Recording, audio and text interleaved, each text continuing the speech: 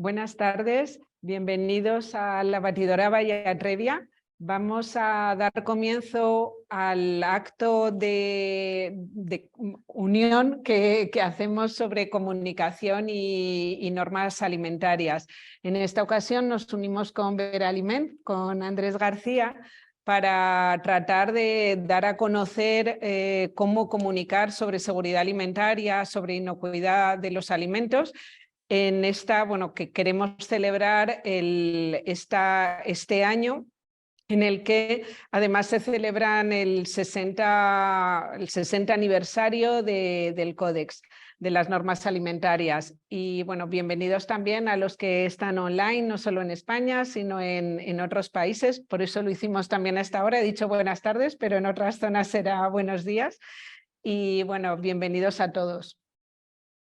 Es un placer estar aquí, ¿no? en la quinta edición del Día Mundial de la Inocuidad Alimentaria. Además, especialmente en esta alianza en este día que hemos hecho entre Atrevia y Veraliment para difundir mensajes de inocuidad alimentaria.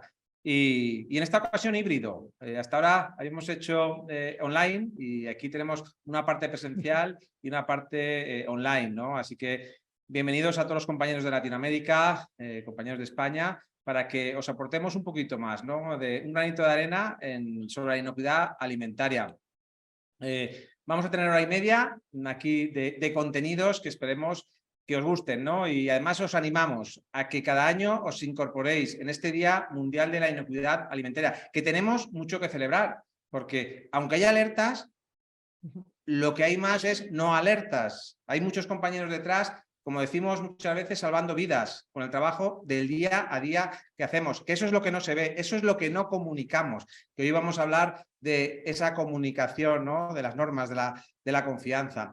Para mí es un verdadero placer y además hemos tenido también la noticia en los últimos días que también nos ha publicado el evento, el Códex Alimentarius, ¿no? Por cuarto año consecutivo. Así que seguiremos, ¿no? Porque estas son las cosas que animan para seguir haciendo, ¿no? Cosas como estas, eventos como estos, congresos, que ya estamos trabajando también en él. Es decir, que os animamos a que participéis en esta promoción de la inocuidad alimentaria. Gracias. Voy a dar paso a la inauguración. Hemos tenido también la suerte que desde el Códex Alimentarius nos ha mandado un vídeo Diego Varela. Él es médico veterinario de la Universidad Mayor de Chile y ha obtenido 2 títulos de maestría, uno en Administración de Negocios de la Universidad del Desarrollo y otra en Gestión Tecnológica de la Universidad de Talca. Durante su carrera ha desempeñado roles clave en organizaciones de renombre, fue consultor en temas de inocuidad alimentaria, pesca y acuicultura en la FAO y también ha estado a cargo del desarrollo de proyectos de cooperación en el Caribe anglófono para la Agencia Chilena de Cooperación Internacional para el Desarrollo. Y actualmente ocupa el puesto de secretario ejecutivo de la Agencia Chilena para la Inocuidad y Calidad Alimentaria, ACHIPIA. Y además es una figura destacada en el Códex Alimentarius. Ocupa una de las 3 vicepresidencias de esta importante organización internacional. Escuchemos las palabras de Diego Varela.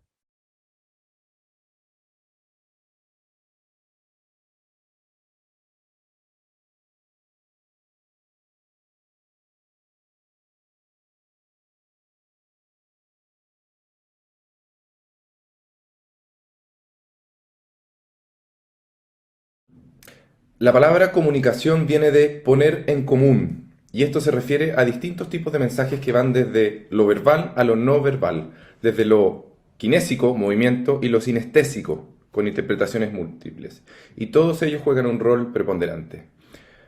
Poner en común está directamente relacionado con compartir una información que en comunicación siempre tiene una clara intención, es decir, yo comunico esperando una reacción que puede ser positiva o negativa. El investigador de la comunicación y creador de la escuela de Palo Alto decía que es imposible no comunicar. Esto quiere decir que cuando no estamos diciendo nada, también estamos comunicando. ¿Qué tan importante es para el Códex Alimentarius comunicar lo que hace y por qué debería hacerlo? Aquí algunas reflexiones que me gustaría esta mañana compartir con ustedes. En efecto, lo que no se comunica no existe, por tanto, si nadie sabe lo que hace Códex, no es posible valorarlo. El valor está directamente relacionado con la sobrevivencia. Es posible que algo sea muy importante, pero si no tiene valor en nuestras vidas, es decir, si no se puede reconocer ese valor, corre peligro de desaparecer, dado que no es visible en el espectro e imaginario de las personas. Probablemente toda la industria alimentaria conoce Codex y de hecho utiliza el resultado de las acciones que ahí se desarrollan, pero si el consumidor, que es finalmente quien se beneficia de su existencia, no tiene cercanía con el quehacer de esta importante comisión, estamos perdiendo un aliado poderoso capaz de cambiar los destinos y las tendencias en materia alimentaria. En el caso de Codex, comunicar es educar, y educar trae consigo pensamiento, reflexión y a partir de ello, valoración. El Codex no solo debe serlo, sino también parecerlo. No basta con hacer bien lo que estamos haciendo, pues hacerlo bien es también buscar formas de comunicar y a partir de ello, de involucrar. Considerando este último punto, la comunicación vinculada con la educación hace posible algo que es aún más importante que el propio Codex: oponerse a la información falsa, a las teorías conspirativas y diseminar conceptos que permitan tanto a expertos como a ciudadanos de a pie entender información que podría estar modificando su percepción. En tiempos como los actuales no es posible darse el lujo de no desarrollar contenido atractivo, inteligente y capaz de entregar elementos que sean capaces de enfrentar este ruido comunicativo en el que vivimos y que vaticinó el filósofo Chan hace unos años atrás y que caracteriza tanto a los tiempos actuales. La construcción de confianzas en un mundo en donde se pierde fácilmente y en donde la credibilidad en las autoridades y las instituciones, vive una crisis permanente, comunicar viene a ser una fuente de esperanza y por tanto una oportunidad. Cuando se habla de inocuidad alimentaria en los medios de comunicación es siempre desde el momento en que ésta se pierde y por tanto resuena en las mentes ciudadanas el instante en que la cadena falló, pues la crónica y la pluma editorial no da espacio a relatar todo el tiempo en que sí funcionó de forma regular y óptima, que es usualmente lo que ocurre, más allá de si se comunica o no. Comunicar es también una forma de decir que los periodos de crisis pueden aparecer, pues todo pasa y todo queda, pero lo nuestro es pasar, como diría Antonio Machado. Y si pasamos, es importante estar preparados. En síntesis, el Codex Alimentarius ha salvado vidas, no las tenemos contadas, no hemos recolectado estadística, pero por cierto que lo ha hecho. Es importante que involucremos a la ciudadanía en su existencia para lograr también su valoración y romper el círculo en donde todos aquellos que hablamos de Codex o estamos involucrados de Codex somos los mismos. Esa amplitud de audiencia, esa valoración, lo logran las estrategias de comunicación, pero para ello también debemos abrir la mente y establecer la posibilidad de hacer cosas nuevas, más cercanas a las tendencias de todas las generaciones actuales en la búsqueda de lo que para cada cual es necesario. El respeto a su derecho a saber, a tener opinión y a tener opinión crítica y educación, porque cuando hablamos de alimentos finalmente estamos hablando de vida y de desarrollo. Les mando un gran saludo a todos quienes trabajan en Codex directa o indirectamente y a todos aquellos que no lo conocen los invito a que visiten nuestra página web y aprendan un poco sobre lo que hacemos día a día y todas las personas que trabajamos en Codex. Así que les mando un gran saludo desde Chile y buena suerte con el seminario. Chao. A Diego Varela por dedicarnos estas palabras en este día donde la comunicación toma protagonismo y no hay pérdida de confianza hoy, ¿no? Como decía, ¿no? en el mensaje, que suele tomar protagonismo cuando se pierde la confianza, ¿no? En momentos de crisis. Eso es lo que tenemos que hacer, ¿no? Darle protagonismo a la comunicación fuera de esos momentos de crisis, ¿no? Para generar y aumentar esa confianza. Así que muchas gracias. Y sin más, damos comienzo al seminario. Muchas gracias a todos los ponentes que vais a participar en el día de hoy.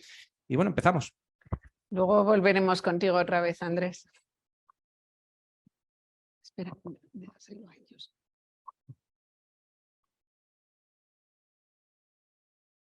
Venir ya, sí.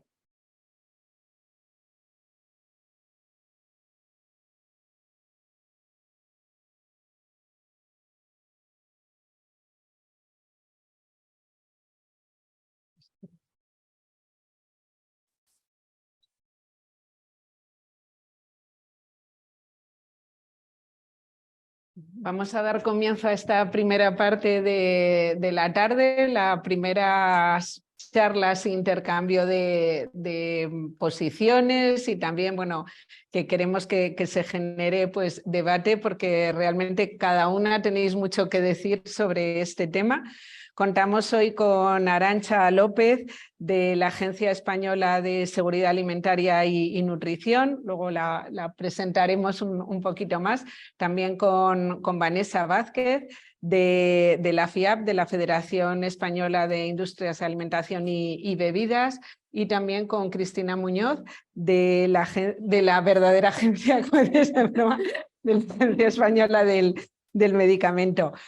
Con ellas vamos a tratar pues, de esclarecer cómo comunicar mejor sobre estas normas alimentarias, cómo también conseguir esta confianza del consumidor, porque hay mucho del trabajo que se tiene que hacer, pero también mucho de cómo comunicamos, ¿no? Tanto para que se lleven a cabo y se cumplan estas normas, pero también para que se sepa, para que la ciudadanía sepa que se cumplen y que se hacen también bien las cosas cuando se hacen y también se anime así a toda la industria y a todos los componentes de la cadena alimentaria. En esta mesa queremos pues eso, dar respuesta a estas preguntas de cómo fortalecer esta confianza del consumidor, pero por supuesto también cómo proteger su salud y de la importancia, como decíamos, de estas normas que salvan vidas. Vamos a, como comentábamos antes, a hacer preguntas. Podéis intervenir como vayáis queriendo cada una de vosotras. Unas palabras más sobre Arantxa. Ella es licenciada en farmacia y periodismo, así que en este tema pues nos parece que puede aportar muchísimo. Actualmente es vocal asesora de comunicación en la Agencia Española de Seguridad Alimentaria y Nutrición, como decíamos, pero también ha sido jefa del servicio en la unidad de apoyo en la Dirección General de Salud Pública y anteriormente también jefa de sección de régimen jurídico de personal sanitario. También ha sido jefa de sección de estudios y evaluación de riesgos, donde supongo que también todo ese panorama lo has vivido muy de cerca, y jefa de sección de inspección farmacéutica y control de drogas. Vanessa también tiene ella es veterinaria, así que complementamos con otro perfil, y también máster en tecnología y control de los alimentos.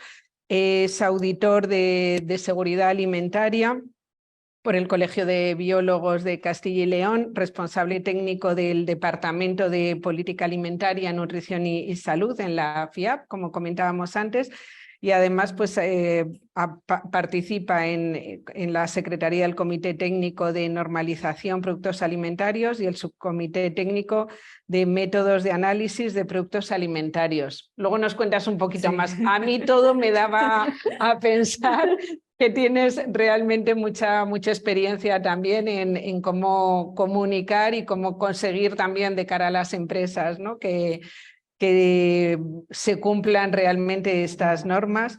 Y con Cristina, que solo la había visto en un congreso, no nos conocíamos personalmente como con ellas, y bueno, pues impresionante tu trabajo. Ella también es veterinaria, máster también en, perdona que me estaba confundiendo, pero también lo eres, ¿verdad? Sí. Veterinaria. Veterinaria también. Aquí tengo más. Y te vas a tener que presentar tú porque no te lo vas a creer, pero no te tengo. A ver, soy veterinaria, trabajo en la Cuéntanos. Agencia Española del Medicamento, Sí. y tengo dos facetas. Por un lado, llevo toda la parte de preclínica y clínica de desarrollo de medicamentos veterinarios. Por otra parte, soy coordinadora del Plan Nacional Resistencia a Antibióticos. Que es lo que me pareció súper interesante. Estoy aquí y realmente disfrutamos muchísimo. No todos tenemos la suerte de tener un trabajo que nos apasione, en mi caso es así. Y luego, bueno, a mí las presentaciones me gustan escasas por dos motivos. Si tienes muchos títulos, la gente empieza a sumar y dice, uff, ¿qué edad tiene esta? Y luego me parece que lo importante es el diálogo que vamos a tener. Claro que aquí, sí. Así que yo creo que vamos a... Pues vamos a empezar a ello. Esta es una pregunta para todas. Pues como comentábamos, la inocuidad de los alimentos es una parte esencial de la seguridad alimentaria. Solo cuando un alimento es inocuo pues puede satisfacer las necesidades nutricionales y ayudar a estos hábitos de vida. Quería que cada una desde su punto de vista contestéis así. ¿Creéis que las empresas están suficientemente informadas?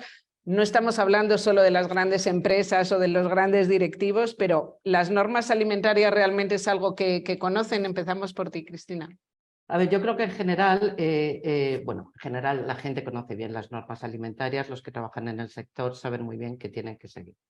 Lo que yo me preocupa más que el conocimiento per se está ahí, las puedes buscar y sabes que las tienes que hacer.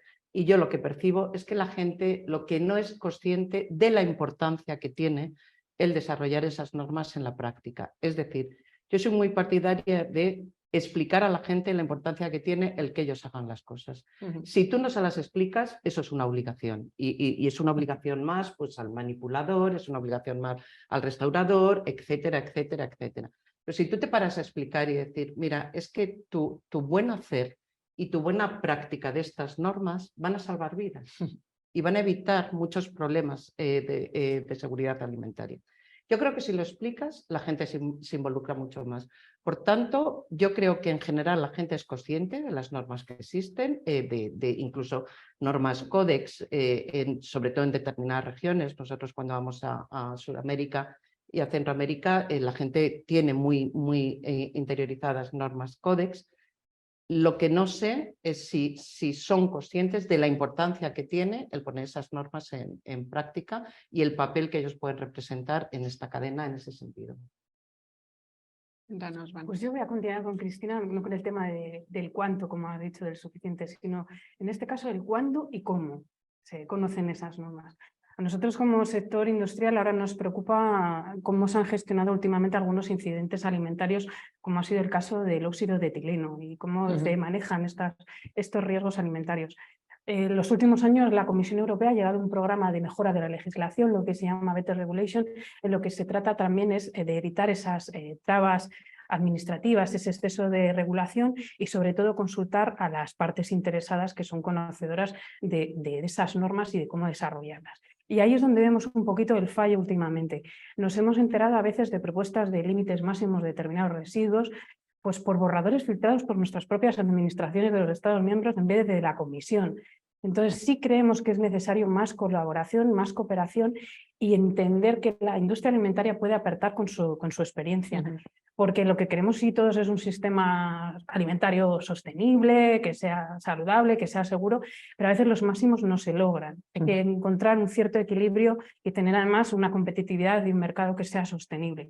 Entonces echamos de menos ese aporte de la experiencia de que a lo mejor pues eso, la industria pues si conoce con antelación ese calendario regulatorio, pues a ver, pues un determinado límite no se puede aplicar porque a lo mejor lo que haces es cargarte la mitad de la cosecha y entonces dañamos a un sector que ya bastante martirizado está, que es el sector primario, porque a lo mejor en nuestro proceso productivo lo que hacemos es eliminar en gran parte ese contaminante o también, pues vamos a ver a quién va dirigido, la frecuencia de consumo. Entonces echamos de menos esa antelación a la hora de poder participar y colaborar y cooperar con la administración. Y otra parte es también la cuantía. A veces hay sobreregulación. Actualmente se están trabajando en proyectos estupendos como es la estrategia de la granja a la mesa, como es el Green Deal, son temas de sostenibilidad, son temas de etiquetado, materiales en contacto y vemos que determinados Estados miembros también regulan de manera independiente. Rompemos el mercado. ¿Por qué? Si dentro de unos años va a salir una propuesta que todos tenemos que cumplir, volver otra vez a modificar etiquetas, envases, desperdicio alimentario, no. Si vamos a tener un marco único, no vayamos a querer ser nosotros más, sino unirnos todo a esa uniformidad. Y lo digo también porque aquí en España tenemos también comunidades autónomas y a veces nos pasa eso también, que tenemos normas ahora que desarrollan con impuestos y estamos en una época en que este año, por ejemplo, hemos triplicado las importaciones en lugar de las exportaciones. Hemos pasado una época muy mala con el COVID. Un conflicto de Ucrania-Rusia en que hemos visto que dependemos de materias primas, la energía, la inflación, todo. Entonces, no queramos ser más papistas que el Papa y seamos un poco más uniformes en lo que es la legislación, porque conocedores, como dice Cristina, somos conocedores, pero hay que aplicarla, implementarla y no sobreregular porque entonces nos perdemos en ella, en ese sentido. Bueno, nos has adelantado un montón de cosas. No sé si además Arantxa se siente aludida. Así que, De hecho, para bien. pero, a ver, yo estoy absolutamente de acuerdo y creo que Europa, como decía bien ella, tiene una regulación de transparencia y tiene una serie de claves que se da a sí misma, luego no sé si las cumple o no, pero es cierto que hay un reglamento de transparencia en el que se habla de que es fundamental hacer partícipes a todos los sectores, incluidos los consumidores, a la hora de elaborar esa legislación para que luego pueda ser aplicable. Y como decía mi otra compañera, es muy importante también que entiendan el porqué.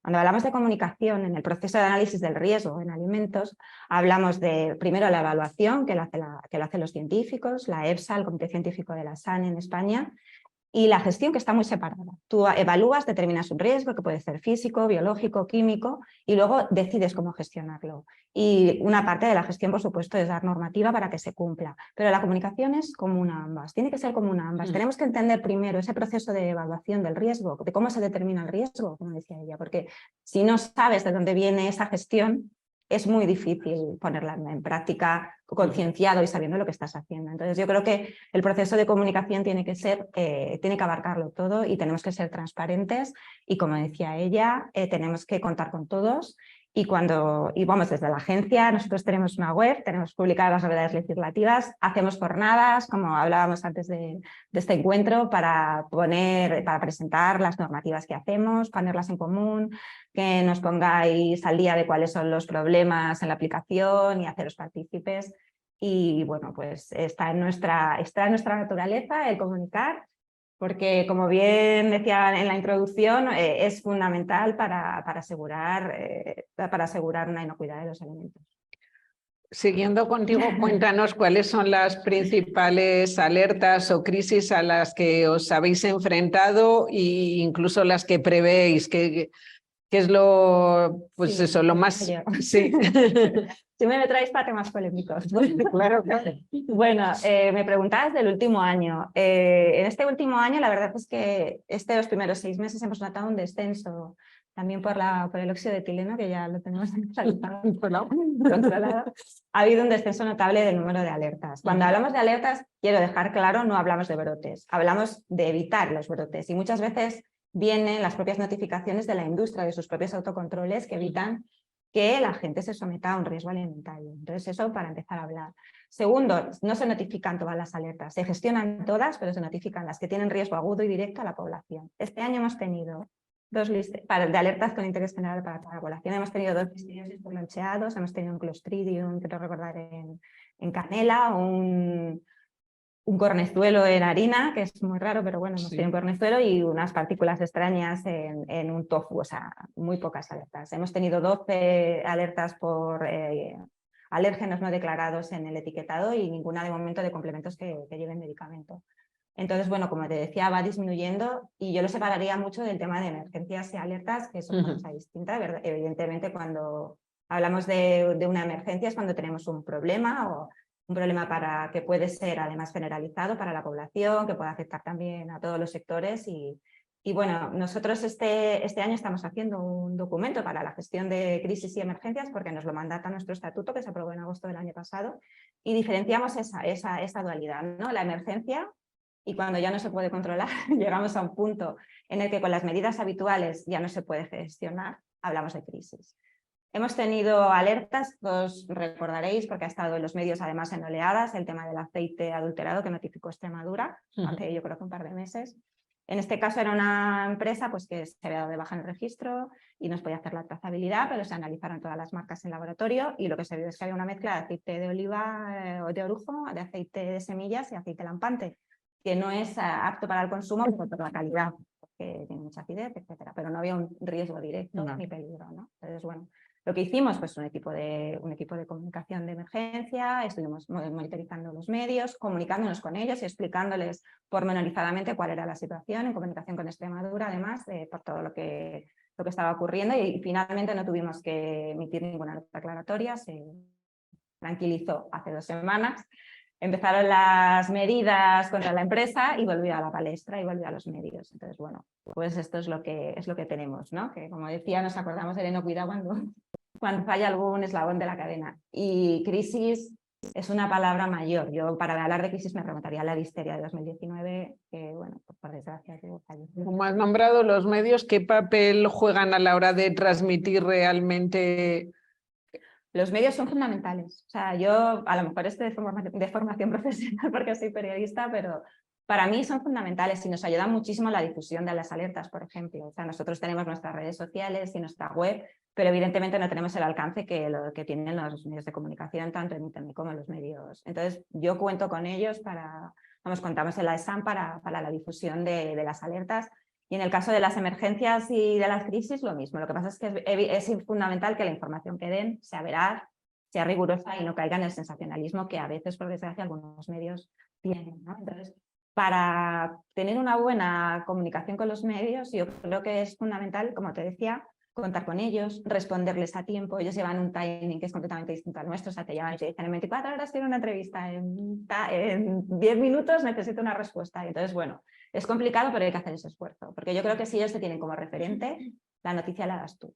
Y la das con una fuente de información que es mucho más autorizada que la que pueden tener fuera de la ESAM. Cristina, tú siempre has sido una gran defensora de One Health, de una sola salud, que no sé el resto de la gente que nos escucha, pero yo he empezado a ir a hablar de esto hace un año y pico, y tú llevas muchísimo tiempo trabajando en ello. ¿Por qué es tan importante y por qué ha cambiado realmente ese enfoque, ¿no? Solo de salud humana a darnos cuenta de verdad que hay que tener un enfoque más amplio?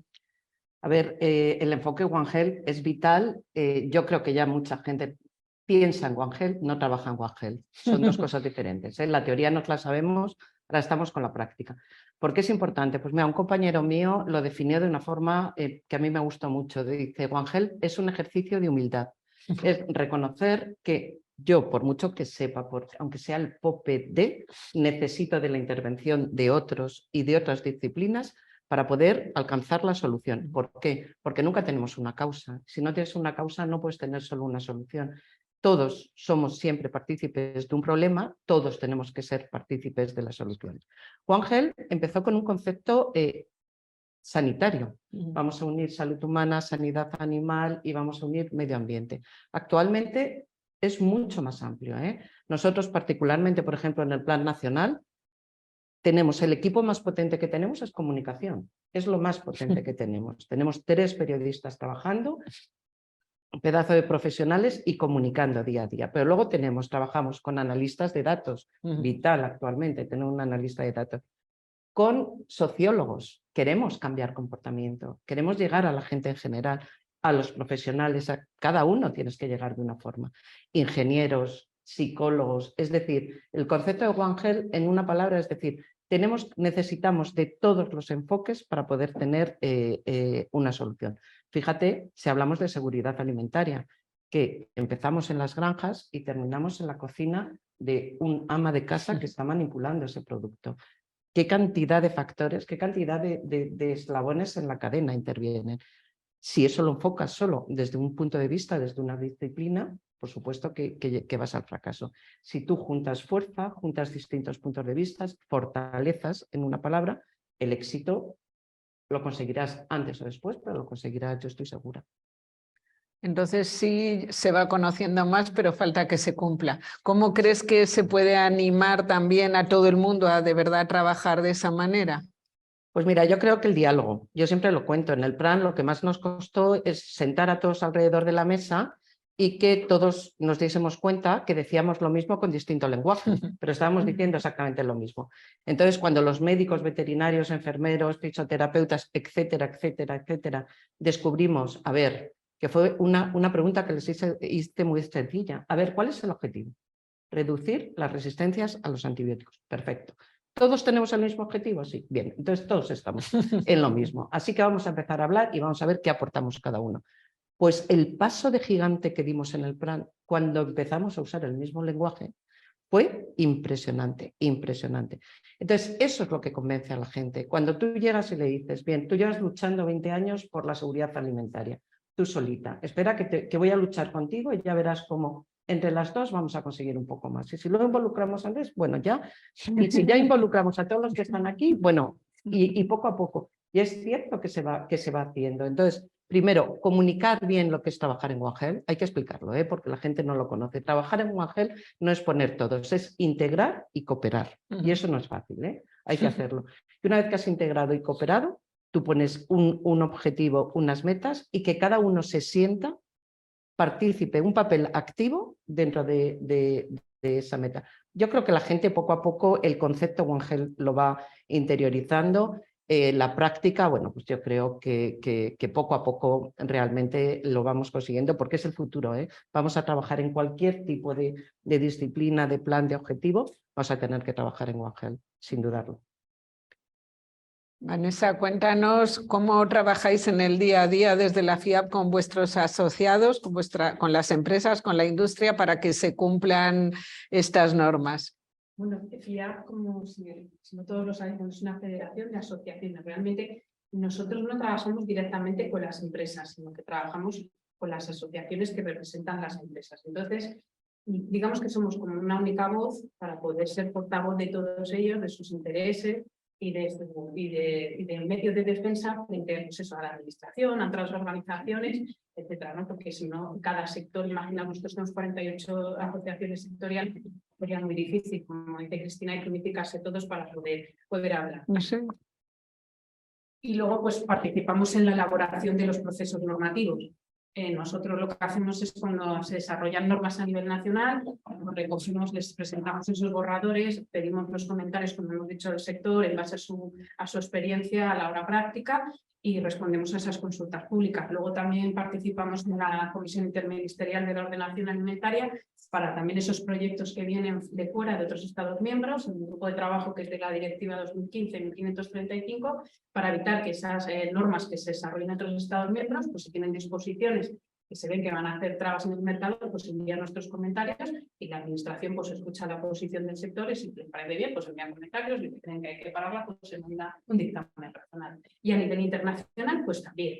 Todas las normas que son del CODES las pasamos a nuestros sectores para que las vean, para que den sus opiniones y que esta AESAM tenga en cuenta a la hora de realizar pues, su posición como Estado miembro y también adentro de la UI. Luego, tenemos que ayudar a implementar esas normas. Entonces, cuando se desarrollan esas normas, a veces hay dudas o detectan problemas a la hora de poder aplicarlas y se las comentamos a la administración. Luego hay consultas recurrentes que también pues, las resolvemos. Y luego lo que hacemos son también muchos documentos y guías de interpretación a la hora de hacer las normas. Es una pena porque yo siempre digo que cuando una norma necesita una guía es que no está bien hecha. Pues, a veces hay que hacerla para poder aplicarla. Y en este sentido, pues tenemos en la web colgadas un montón de normas en el ámbito de la información al consumidor, pues sobre el reglamento, sobre el etiquetado de alergenos, sobre el etiquetado precautorio, sobre pues, la información que hay que dar a través de los medios a distancia, otras pues sobre las actuaciones que se hacen pues sobre contaminantes como la acrilamida, bueno, en el tema de la red de alertas y una primicia que voy a dar aquí, ya que estamos celebrando la seguridad alimentaria, hemos hecho una guía sobre la cultura de la seguridad alimentaria. La hemos hecho a nivel europeo, en la que hemos colaborado desde FIAP y luego pues, la hemos traducido también aquí en español y el día 7 pues, la vamos a colgar. Esta guía lo que recoge son, pues digamos, una serie de índices generales, ejemplos prácticos, herramientas, pues para ayudar a todo lo que es la cadena de una empresa, desde la dirección general hasta el último operador, porque necesitan pues esa formación, necesitan supervisión, pues se necesitan recursos para poder manejar de forma higiénica ese alimento y seguro.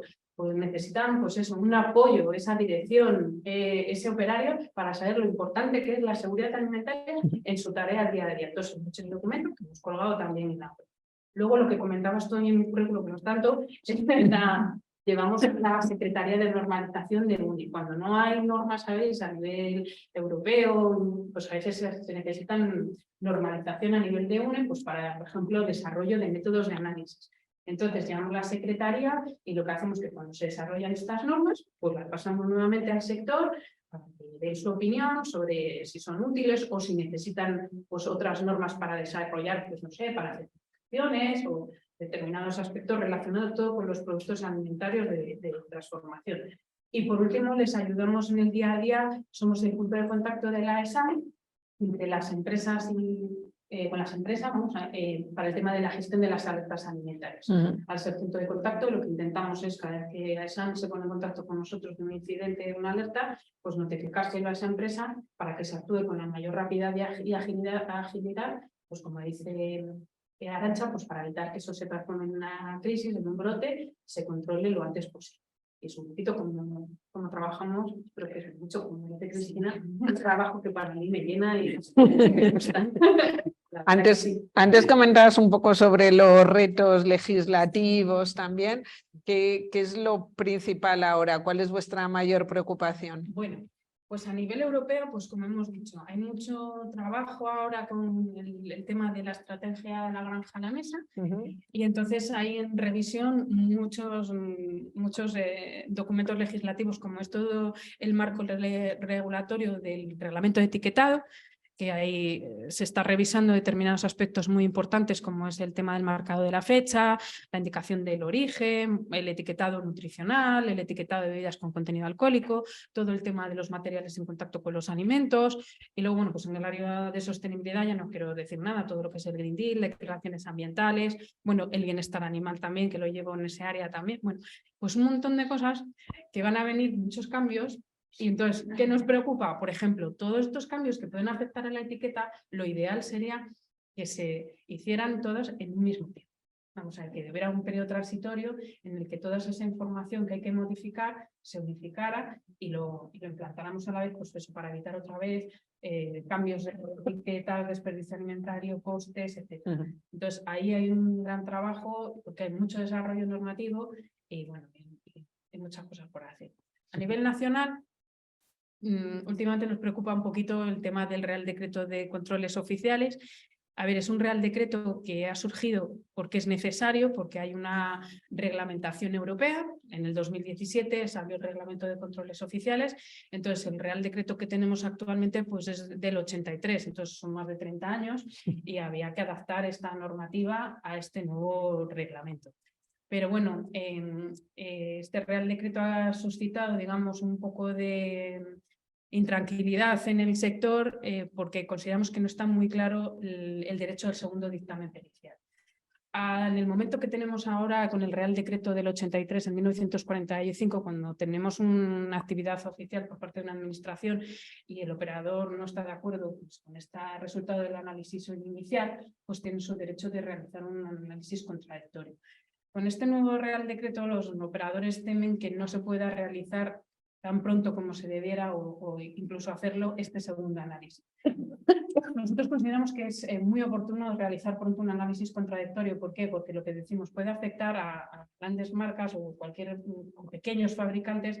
Si un análisis contradictorio se realiza pronto y se ve que ha podido haber un error en el muestreo, en la analítica, porque es verdad que ahora los laboratorios cada vez tienen mejores técnicas de métodos de análisis, pero a veces detectan hasta lo mínimo y a veces hay interferencias. Entonces, en este sentido, tener un contradictorio pronto pues se puede evitar lo que hemos dicho, una retiradas masivas, una recuperación, una alerta a la población y una repercusión también en la marca. Entonces, están un poco preocupados en este tema en el ámbito nacional. Y nos metemos porque claro.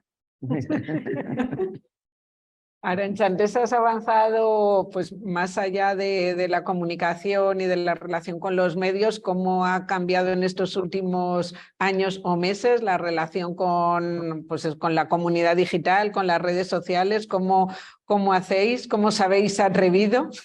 Bueno, yo creo que aquí es fundamental tener una buena fragmentación de las audiencias, o sea, saber a quién nos dirigimos. En este caso, podemos fragmentar la audiencia por los conocimientos previos que tengan y tener un conocimiento inicial que sería para toda la población, una así un poquito más especializada para el sector, ¿no? Para la comunidad docente, por ejemplo, y uno más académico, ¿no? Podemos fragmentarlo así. O también podemos hacer una fragmentación de audiencias por las redes sociales, por ejemplo, los medios que utilicen para informarse. Nosotros vemos que es muy curioso, ¿no? que está muy fragmentada en redes sociales la audiencia. O sea, la comunidad científica, por ejemplo, tiene Twitter, o sea, es su red. La gente joven no usa Twitter, o sea, ya es Instagram o TikTok. Nosotros no estamos en TikTok, nos tenemos que poner al día, pero claro, para eso necesitamos recursos. Y bueno, pues también tenemos un margen de población así sobre la mediana edad que solo usa fundamentalmente Facebook. Entonces, bueno, yo creo que es fundamental conocer el canal para también saber qué códigos vas a manejar en ese canal y poder llegar, y también qué herramientas vas a utilizar. Por ejemplo, si tienes que hacer vídeos multimedia, o si te interesa, por ejemplo, porque ha habido una crisis, elaborar un portal específico para que la gente pueda informarse directamente. Nosotros en la gente hacemos vídeos cortos, por ejemplo, de determinados temas. Ahora vamos a sacar uno sobre la listeriosis para la prevención en mujeres embarazadas. Hay que detectar la necesidad de información que hay y dirigirnos a ese público de la manera adecuada y con la herramienta precisa. Yo creo que eso es la clave. Esa es la clave. Cristina, también quería comentar contigo, has dicho que la clave muchas veces era también en el tema de One Health, también poner de acuerdo a muchas personas. Voy a leerlo aquí porque me impresionó el poner de acuerdo a más de 10 ministerios, las comunidades autónomas, 70 sociedades científicas, 300 colaboradores para lograr pues, reducir el uso que comentabas antes, el uso de antibióticos veterinarios. Bueno, enhorabuena, creo que también te lo dije antes, pero es que de verdad me parece impresionante. ¿Cuál fue, o sea, por qué este aspecto fue clave también para asegurar la inocuidad de los alimentos? ¿Tiene mucho que ver esta reducción de los antibióticos realmente en esto? ¿Y qué más se puede hacer ahora que, bueno, que ya sí se ha visto que es un tema muy importante? ¿Qué más se puede hacer para seguir mejorando? Bueno, nos queda mucho por hacer, pero mira, se mejoró mucho. Me voy a enfocar un poco al tema que nos ocupa hoy de la seguridad alimentaria. Mira, cuando nosotros empezamos, la mayoría de los médicos que estaban sentados, tenemos a 3 sociedades de pediatras, nos comentaban como con cierto orgullo que ellos prácticamente a todos sus niños los tenían sin comer pollo, porque todo el mundo sabe la cantidad de residuos de antibióticos, básicamente amoxicilina, que lleva el pollo. Y entonces yo le dije, mira, pues es una pena porque le estás quitando un gran alimento que además es mucho más seguro que otros miles que les podías prohibir, y que probablemente coma, como son los bollicaos, los icaos, etcétera, etcétera, etcétera, con todo mi respeto. Y entonces les expliqué a los médicos que existía un plan de residuos en el que se tenía la plena seguridad que no es que no llevasen antibióticos, es que no llevaban nada, que eran trazas y que ahí tenían la página de la EFSA o la página de la ESAN para confirmarlo. A día de hoy aún tenemos pediatras. El otro día estuve en Valladolid dando una charla a la Asociación de Pediatras de Primaria y me dijeron, jope, qué bronca nos has echado. Y digo, es que he venido a echaros la bronca porque seguís diciendo que no se coma pollo. Digo, ¿qué manía le tenéis al pobre pollo? Cuando es de los más profesionales, de los sectores más profesionales que tenemos, desde luego desde el punto de vista de la reducción de antibióticos, impresionante. Entonces, ¿a qué nos lleva esto? Pues que todavía tenemos que comunicar muchísimo, tenemos que formar, y no al público en general, a los propios profesionales, explicarles por qué, porque desconocen mucho lo que hacemos, y eso es culpa nuestra, ¿Por qué? Porque no tenemos que comunicar crisis, no. Lo que tenemos que comunicar es lo bien que estamos haciendo las cosas, y eso lo comunicamos fatal. Mirad, estamos preparando una jornada para el 18 de noviembre, que la preparamos todo el año. Este año es comunicación. Pues hemos buscado Instagramer que comunique determinadas cosas de múltiples disciplinas. Parte que esté involucrada en sanidad animal, seguridad alimentaria. Sanidad animal, 25.000 Instagramers que comunican de perros y gatos, con todo mi respeto, que me parece muy bien. Pero eso es una mínima parte de lo que hacemos. Que comuniquen de animales de producción, hay uno, que se dedica a porcino. Nosotros tenemos metidas en el plan a Lucía, mi pediatra, y a Boticaria García. Cada una de ellas tiene varios millones de seguidores. Este, que es el Instagramer por excelencia de producción animal, tienen 100.000, que yo valoro poco eso, pero me voy a las otras, digo, ostras. Bien, de seguridad alimentaria, no hemos encontrado ni uno de lo que es la figura Instagramer para dirigirnos a esta gente, a ese público. Como tú decías, lo hemos dividido por grupos. Ni uno. Ni uno explica de una forma sencilla qué se hace y por qué tenemos que estar muy convencidos de tomar cualquier alimento de forma segura, porque tenemos una seguridad alimentaria impresionante. ni uno. Luego tenemos a Gemma del Caño, que a lo mejor... Sí, sí, no, a Gemma eso es lo que te iba a decir, a Gemma luego la encontramos, ¿eh?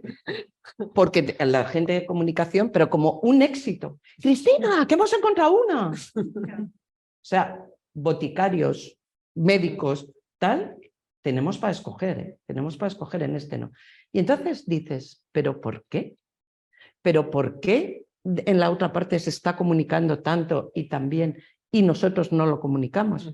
Yo, fundamentalmente, desde luego dentro del plan, lo digo, hay que trabajar en comunicación y hay que enseñar a la gente a comunicar, sin dudarlo. ¿Cuándo tenemos éxito? Lo bien que hacemos las cosas, ¿eh? Los problemas se comunican solos, desgraciadamente. Lo que hay que hacer es manejarlos, ¿sabes? Para que se comuniquen de forma adecuada. Pero cuando lo que estamos haciendo bien, se puede comunicar de una forma mucho más relajada, mucho más bonita, mucho más distendida. Ahí es donde tenemos que trabajar. Nos sirve ya de titular y de conclusión. No sé si queréis añadir algo más. De acuerdo, y además yo estoy muy preocupada porque es verdad que con lo del pollo tenemos un montón de noticias falsas. Nosotros monitorizamos diariamente los medios digitales y tenemos un montón de noticias falsas que nos llegan y luego genera mucho ruido mediático. Y yo creo que es fundamental, como dice ella, que comuniquemos nosotros. Porque quien comunica realmente con cierta autoridad es quien está trabajando y además es gente súper formada, súper sectorializada en determinados asuntos, que tiene una autoridad muchísimo mayor que un señor que de repente ha grabado un vídeo estrambótico en una granja de pollo, que de verdad que a mí me entristece mucho que luego lo que tenga verdadera resonancia en los medios sean este tipo de informaciones. Exacto. Yo creo que voy a decir si somos los malos de la... Es muy importante la comunicación y es lo que dice Cristina. O sea, en nuestro caso somos el primer sector industrial en este país. O sea, imaginar la importancia que tenemos económica y social. No solo eso, o sea, damos empleo a millones de personas, trabajamos de mano a mano con otro sector que es el del campo para ayudar además que en zonas que están despobladas, pues poder impulsar allí industrias, empresas, etcétera. Nuestro principal puntal, como decimos, o sea, tenemos un marco normativo sanitario que tenemos de los mejores sistemas alimentarios del mundo y lo digo con orgullo porque creo que la industria forma parte de ese objetivo que hemos conseguido. Pero luego, claro, no nos sabemos vender. Lo vuelvo a decir, tengo un jefe que es italiano y yo le digo, qué bien no sabéis vender los italianos y nosotros qué tontos somos, de verdad. Es la razón, sí. Y es verdad que eso lo decimos. Entonces, es fundamental la comunicación. Entonces, para nosotros es una pata también estratégica de la federación el poder vender esta cultura gastronómica y esta cantidad de alimentos que pocos países pueden decir que nosotros tenemos y no lo hacemos. Entonces, de poco vale que hagamos las cosas bien si no las hacemos visibles. Entonces, en ese sentido, la comunicación es esencial, esencial. Luego a ver tampoco si... sé cómo hacerlo, porque la verdad es que os digo, nosotros somos, ella dice que las alertas los asocian, pero la industria parece que somos siempre como que somos muy malos, ¿no? O sea, entramos todos los días 5 veces al día en el caso de España de 50 millones de personas. Entonces, tan mal, creo que no lo hacemos. Vamos, yo por lo menos luego a ver si que lo hagamos lo mejor posible. Juan nos dará alguna pista también en la siguiente mesa. Muchísimas gracias a las tres. No sé si alguien de los que estáis aquí queréis hacer alguna pregunta muy rápida, muy corta, o seguimos. Pues Andrés, y luego ya te incorporas. ¿Tiene que ser con el micro? Sí. Que no sé qué ha pasado. Ha sido un placer escucharos. Yo habéis repetido una palabra, cooperación, ¿no? Habéis dicho las tres. Y yo me estaba acordando que, aunque estamos haciendo, yo estoy de acuerdo totalmente contigo, Vanessa, ¿no? De que se están haciendo muchas cosas bien, la mayoría, ¿no? En las empresas, en las administraciones, todo el mundo, pero la percepción del consumidor no es esa. En el Eurobarómetro del año 2019, me acuerdo que hubo una pregunta que decía que cómo consideran de dañinos los alimentos. Y había el 50% casi de las personas que pensaban que los alimentos eran dañinos. Una cosa que los profesionales no nos podemos creer, ¿no? Entonces, ¿qué opináis un poco de eso? Ya habéis dicho comunicación, cooperación, de cómo podemos mejorar, ¿no? Esa percepción del consumidor. Bueno, pues en este sentido, o sea, totalmente de acuerdo. Vuelvo a decir que tenemos un marco normativo de lo mejorcito a nivel del mundo. Pero ¿qué pasa? O sea, vamos a ver, un alimento, por su definición, es seguro. O si no, no sería un alimento. Pero es verdad que tenemos que tener en cuenta también raciones, porciones, o sea, hay alimentos que se pueden consumir todos los días y hay otros que solo se pueden consumir pues, de forma ocasional. Entonces, lo que tiene que haber es una dieta equilibrada. Pero estamos en las mismas, o sea, vamos a ver, lo importante es la formación a la hora de decir cuál es mi baza con el consumidor. Una información clara, una transparencia, ¿y dónde la consigue? Pues, por ejemplo, en este caso, entre la industria y el consumidor, es la etiqueta. Y entonces en la etiqueta tenemos que darle esa información para que el consumidor pueda elegir, según sus gustos y sus necesidades, el alimento que mejor le convenga pues, para esa dieta que decimos que tiene que ser equilibrada. Pero ¿qué pasa? Que yo puedo, como técnico en industria, puedo estar muy formada, como decimos, pero el consumidor, yo para informar primero tengo que formar. Entonces yo creo que esa formación debe ser ya desde que somos pequeñitos. Un niño tiene que saber la importancia de lo que es la seguridad alimentaria, de lo que es la nutrición, de lo que es la sostenibilidad, de tocar un alimento desde que es pequeño. Porque si no, es muy difícil que yo ponga en una etiqueta un montón de información de qué son las nuevas técnicas genómicas, una certificación de bienestar animal, que mi madre lo va a leer y, porque ella es otra generación, ya soy otra, pues no entiende nada de lo que decimos. Entonces, esa formación desde cero. Porque si no, lo que digo, para informar, primero que forma. Si no, lo veo complicado, la verdad. Mira, yo te voy a contar un caso. Dentro del plan trabajamos desde los colegios. Bien, pues hemos ido a varios colegios que gente del plan están sus hijos. Y nos cuentan, o sea, hemos hecho juegos, tal, para que ellos jueguen. Yo soy un virus, yo soy una bacteria, yo soy un antibiótico y tal, en fin, es un juego. Bueno, pues una de las que trabaja en comunicación en el plan dice, ostras, que me he tenido que venir aquí a tomar el antibiótico, que no me dejaba mi hijo Diego tomármelo. Me ha dicho, no, mamá, los estás traicionando, que no puedes tomarlo. Y dice, que no, sí, porque yo tengo una receta y ya me han visto que tengo un bichito ahí. ¿Estás segura? Sí, pero seguro, mejor no te lo tomes. Y dice, ostras, él, que hacía 3 días, una semana, decías bacteria, decía, ¿qué me cuentas? Pero es que vamos a las guarderías con juegos de bacteria y de tal y cual. Y claro, porque los niños son esponjas, entonces no te puedo dar más la razón. Hay que empezar a educarlos desde el principio. Hay que evitar mitos. Yo voy a ser políticamente incorrecta, porque yo las granjas escuelas las cerraría, de verdad te lo digo. Porque luego el cerdo tiene nombre y claro, nos trae lo que nos trae, ¿sabes? Entonces, en lugar de eso, hay que perder el miedo, hay que llevar a niños a industrias, hay que llevar a niños a granjas, que los vean, que vean cómo se hacen las cosas, qué profesionalidad hay ahí. Primero, perderán el miedo de decir, están torturando animales o los alimentos les están metiendo ahí de todo y por su orden cuando los hacen, que es que mucha gente tiene esa idea, ¿sabes? Primero perderán ese miedo y luego esa educación será transmitida a otros, tanto a los que les vengan detrás como a los que tienen delante. Por lo tanto, no te puedo dar más la razón. Y en cuanto a comunicación, lo que decía Arantxa, hemos visto alertas en estos últimos meses y como decía ella, o sea, este año, nosotros que somos eso, punto de contacto con la ESAN, pues se han reducido el número de alertas, pero daba la sensación de que había más alertas porque se comunicaban, pero se comunican ¿para qué? Pues precisamente para que la sociedad vea pues, que hay determinados riesgos que pueden afectar a un amplio grupo de población y que sean conscientes de ellos, pero eso no implica que haya generado un mayor número, sino que no, que la gente, las asociaciones de consumidores, la prensa, todo, pues requerían eso, queremos más información sobre estos temas, pero hay que saber comunicar que realmente esto se ha hecho un poco para normalizar de que se producen incidentes, porque lo decimos, el riesgo no existe, cero, pero tampoco banalizar, sino lo importante, como dice ella, no notificamos todas las alertas, porque si no diría, otra más, y no, lo importante quedaría diluido. Entonces, es muy importante la comunicación. Es una pata estratégica hoy por hoy. O sea, que en ese sentido no puedo estar más de acuerdo también. Pues qué bien. ¿Qué vas a comunicar? Si no empiezas bien, ya el mensaje se divide. Entonces, yo creo que es fundamental, y como decían ellas, educar desde abajo, porque la confianza depende mucho de la percepción del riesgo. Hablabas del Eurobarómetro. El otro día estuve yo en una reunión con gente de la EFSA y los alemanes habían presentado un estudio súper curioso, ¿no? De la aceptabilidad del riesgo en el consumo de carne, de ellos tenían un problema con los productores, los frutos rojos congelados, ¿no? Y habían hecho un estudio, pero vamos, de todo, de carne cruda, huevo crudo, pescado crudo, y allí pues la mitad de la población consume muy habitualmente, vamos, la mitad de la población lo consumía. Y el 70% conocía el riesgo. Y el 47% creo que era, lo aceptaba.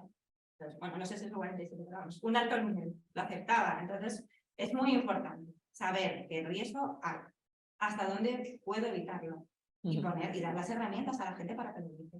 Es fundamental. Y desde muy chiquititos. Pues con esto de la educación y desde muy pequeños y que estamos desde vuestros distintos trabajos, experiencias y puntos de vista de acuerdo en muchas cosas también. Como decías, hay más lo que nos une que lo que nos separa. Muchísimas gracias a las tres. Gracias a ti. Bueno, pues gracias Juan, Andrés, por estar con nosotros. Andrés ya le conocéis, yo creo que todos los que estáis aquí, pero bueno, realmente yo le defino como un emprendedor de la seguridad alimentaria. Tiene pues mucha experiencia también en la parte de consultoría. Nos ha estado comentando antes también cuando trabajó en un proyecto que me ha parecido súper interesante durante muchos años en llevar a las escuelas fruta para los niños y cómo hacían para que realmente pues las tomaran, las consumieran, porque hay muchas veces que decimos esta es la teoría, pero cómo se lleva a la práctica, ¿no? Eso me parece muy interesante. Ahora trabaja mucho en temas de divulgación, en comunicar, en que se conozca bien, en que se cumplan estas normas, como decíamos, pero también en que se conozca pues realmente cómo lo importante que es en las empresas y que se forme. Luego nos cuentas tú un poquito más. Ahora también acaba de, o hace muy poquito, de inaugurar un podcast sobre seguridad alimentaria. Yo creo que el único en España o en habla hispana, quizá. Luego nos cuentas un poco más. Y mi compañero Juan Delgado pues tiene muchísima experiencia en gestión y prevención y manejo de crisis, también en cómo comunicar sin alertar, cómo comunicar bien, pero sobre todo también cómo estar preparado para momentos de crisis, no solo en el sector agroalimentario, pero también. Y bueno, y sobre todo pues en trabajar de forma conjunta con los medios de comunicación, ¿no? Que esto es muy importante. Luego, si queréis, contáis vosotros también más detalles, pero por no alargarnos más, vamos a comenzar voy a lanzar ya unas preguntas. No sé si estará ya Gemma, ¿sí? Pues, Estoy. hola, que yo no te veía desde aquí. Gracias, Gemma, que además sé que es un día que estás con muchas cosas y además de celebración de cumple de un niño. Te agradecemos que de uno de tus hijos, te agradecemos un montón que hayas sacado este ratito entre trabajo y quehaceres de padres y hijos. Has hablado antes a colación lo difícil que es encontrar un buen comunicador con una gran red social como tú en seguridad alimentaria, un experto que además comunique bien. Pero ya te habían encontrado, ¿eh? Cuando he dicho, hombre, pues Gemma, han dicho, Sí. yo ya la habíamos encontrado. Ya voy reservando el 18 de noviembre, pero bueno, está Miguel Ángel Urueña, Mario Sánchez, Beatriz Robles. Somos 4, pero somos 4 muy fuertes. Sí, pero es cierto que es verdad que es un tema en el que no es fácil comunicar y no es fácil comunicar bien sin alertar. Bueno, pues Gemma es farmacéutica y bueno, pues divulgadora especializada en seguridad alimentaria. Y bueno, pues vamos a charlar un poquito con los tres. Primero, Andrés, tú que trabajas con empresas y que has trabajado mucho también con ellas, cada vez hay más medios, más legislación, más controles, más análisis, pero aún seguimos viendo casos frecuentes o no tan frecuentes, pero algunos casos sobre alertas de intoxicaciones. Dinos, queda mucho por hacer. Hemos visto que el panorama es bastante bueno, por lo que nos han comentado las anteriores invitadas, pero queda mucho para hacer. ¿Qué más se puede hacer? ¿Cómo conseguir transmitir la importancia? Aquí un matiz, además ya lo comentaba Vanessa, ¿no? Es decir, no es que haya más alertas, ¿no? Se comunican quizás más alertas, hay más transparencia, se comunican más cosas para conseguir una normalidad de situaciones que ocurren, ¿no? De una manera muy puntual, porque el día a día de la empresa teníamos que conocerlo más, no lo decíamos antes, es decir, puertas abiertas para que se vean los controles, el esfuerzo que hay detrás de las personas, detrás de las industrias alimentarias. No tiene nada que ver con nuestras cocinas. Tenemos mucho más riesgo en nuestras cocinas que en las empresas alimentarias. Es decir, el nivel de formación que hay a nivel interno de las empresas es muy grande. Dices que si queda mucho trabajo por hacer, siempre va a haber trabajo. Hoy presentaba a Vanessa la guía de cultura que van a sacar, pues ahí se está hablando ya un poco de la base de todo, ¿no? De esa cultura, de esa mezcla de culturas muchas veces que tenemos en las empresas. Y la cultura implica esto que estamos viendo hoy: comunicación, compromiso de las personas, formación, información. Todo eso nos implica la cultura y es lo que tenemos que trabajar desde la base. Y siempre va a haber trabajo, pero va en nosotros mismos. Lo decíais vosotras también antes y lo transmitís así. Sois apasionadas del trabajo que hacéis. Somos apasionados. Tenemos mucha suerte, ¿no? Aunque nos lleve la vida a veces, ¿no? En el trabajo, pero no nos queda otra, ¿no? El hecho de que pensemos que estamos salvando vidas, y yo lo digo en las formaciones que hago para las empresas, pero se lo digo al último operario, que te voy a decir lo malo, pero ¿sabéis la cantidad de cosas que hacéis buenas al día? Y no hay problemas con alérgenos, y no hay, gracias al trabajo del día a día que hacemos, que nos pasa como los niños. Yo muchas veces lo comparo con los niños, en los operarios. Les castigamos, les decimos las cosas malas y la cantidad de cosas buenas que hacen. Entonces, en el día a día, y siempre hay que mejorar, porque cada vez tenemos más conocimiento, pero ese conocimiento le tenemos que saber traducir, le tenemos que comunicar. A mí me ha encantado lo de los colegios, lo que habéis dicho, pero pasemos a la acción. Yo con el tema de los colegios, yo soy padre y yo soy de los que me meto hasta en la cocina, y me he metido hasta la cocina para ver todo, para hacer cosas, lo del programa de fruta en la escuela, hacer cosas para que coman fruta. Todo lo que esté en mi mano lo hago en el colegio de mis hijos.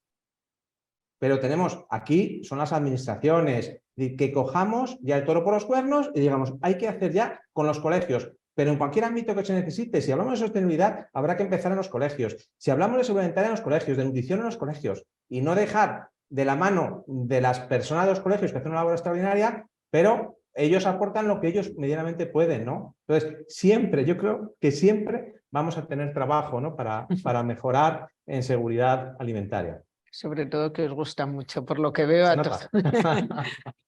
Juan, cuéntanos, los medios de comunicación, por un lado, ¿qué papel juegan en toda la seguridad alimentaria? Por otro lado, con la cantidad de desinformación, de bulos que hay en todos los sectores, pero en alimentación pues mucho más, es muy fácil que te llegue esta información engañosa, y no solo por las redes, sino a veces pues los propios medios. ¿Y cómo hacen o cómo se puede ayudar para que se comunique mejor en estos aspectos? Muchas gracias. Que no es fácil. Muchísimas gracias, Sonia, por invitarme a este evento. Gracias a todos por participar. Y en primer lugar, permíteme que contextualice un poco, ¿no? No sabéis qué alegría me habéis dado las anteriores ponentes de que hayáis considerado la comunicación como un pilar estratégico. Esto hace 40 años, cuando yo empecé la carrera, no, hablabas a un empresario, cuando acabé la carrera en el año 88, cuando hablabas a un empresario de comunicación, decía canallas periodistas, ¿no?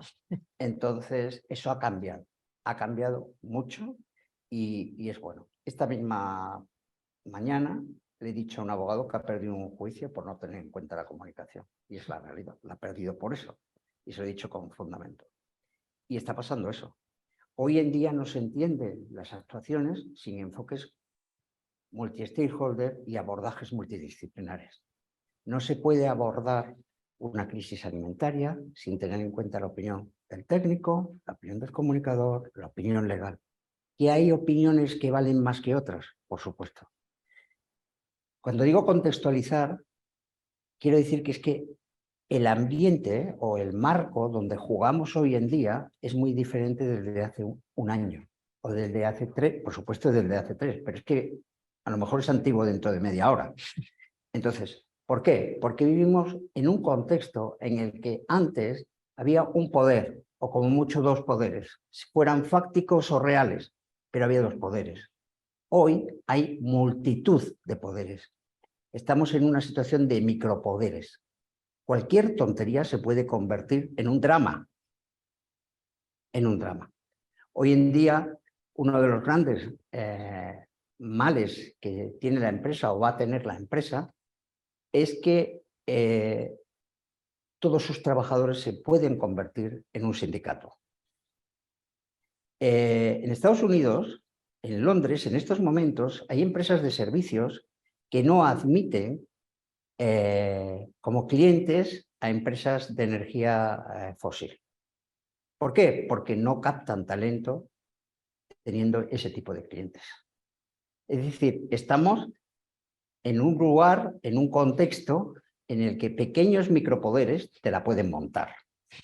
Entonces, cuando se habla de crisis nivel 0, nivel 1, nivel 2, nivel 3, sí, es evidente que hay una diferencia entre una crisis 0 y un nivel 3. Pero es que una crisis 0 hoy en día, tras la globalización y la revolución digital, se te puede convertir en 3 en un pispás. Por lo tanto, no hay que despreciar nada. El contexto ha cambiado y, por tanto, ganar el relato exige una estrategia diferente. Aquí hablamos de microcrisis, hablamos de crisis alimentaria, de alertas alimentarias o de alertas sanitarias o de lo que queramos. Pero aquí hay dos caras. La cara de la institución o organismo que da la alerta y la cara de la empresa que se ve afectada. Hay alertas que son para cerrar empresas, evidente. Pero gracias a Dios en España eso no es moneda corriente. Tienen toda la razón cuando dicen es que no ponemos en valor. Efectivamente, es que no ponemos en valor, pero es que no ponemos en valor nada. Nuestra liga de fútbol es la peor, nuestra playa son las peores, pero la realidad es que todo el mundo nos envidia. No sé si han visto cómo tratan a la carne en otros países, en los mercados. No sé si han visto cómo tratan a las gallinas en determinado país asiático. Es decir, no tiene nada que ver. Entonces, claro, ¿qué ocurre? Que a veces queremos impulsar esa cultura de darle valor a lo nuestro desde despachos, desde instancias altas. No, no, hay que llevar a la gente al sitio. Hay que llevar a la gente al sitio. Yo no veo ahora que a los niños se les lleven a las industrias alimentarias como se nos llevaba a nosotros de pequeños. Yo he visto desde hacer vino de pequeñito hasta hacer magdalenas o hasta hacer café. Entonces, me parece interesante llevarles para que vean cómo se protegen, cómo se limpian los zapatos, cómo se ponen unas calzas, cómo tal. Es decir, lo de la imagen es una realidad, la imagen real, ¿no? Pues eso es lo que tenemos que trasladar a la gente, ¿no? Que muchas veces queremos culturizar, evangelizar, entre comillas, desde despachos. Empezando por mí, que es una... La prevención y la gestión de riesgos, la prevención y la gestión de riesgos son claves hoy. O sea, hoy no es voy a arreglar una crisis, no. Tengo que prevenir y tengo que gestionar riesgos. Igual que hoy en día las empresas gestionan expectativas y valen por las expectativas que tienen, o es que X-Space de Elon Musk vale por lo que hace, no, vale por las expectativas que tiene. Es que WhatsApp, vale, WhatsApp no ingresa un duro. Entonces, ¿por qué vale? Pues porque tiene muchísimos usuarios y genera muchas expectativas de negocio por los datos.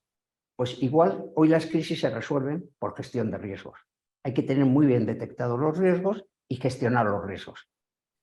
Que luego hay que hacer gestión de batalla, evidentemente, porque hoy uno de los peores riesgos para la comunicación que tenemos se llama la retroalimentación. Los background se sacan de Internet y si ha cuajado que tú eres no sé qué, eso se va a ir multiplicando. Por tanto, hay que hacer, al mismo tiempo que hay que hacer un trabajo más tecnológico, más lo que queráis, pero al mismo tiempo hay que seguir haciendo un trabajo de batalla. No se puede permitir una imprecisión para una empresa o para una... ¿Por qué? Porque eso se acaba multiplicando. Por tanto, el trabajo quirúrgico de clarificar, de rectificar, de mejorar, es muy importante, ¿no?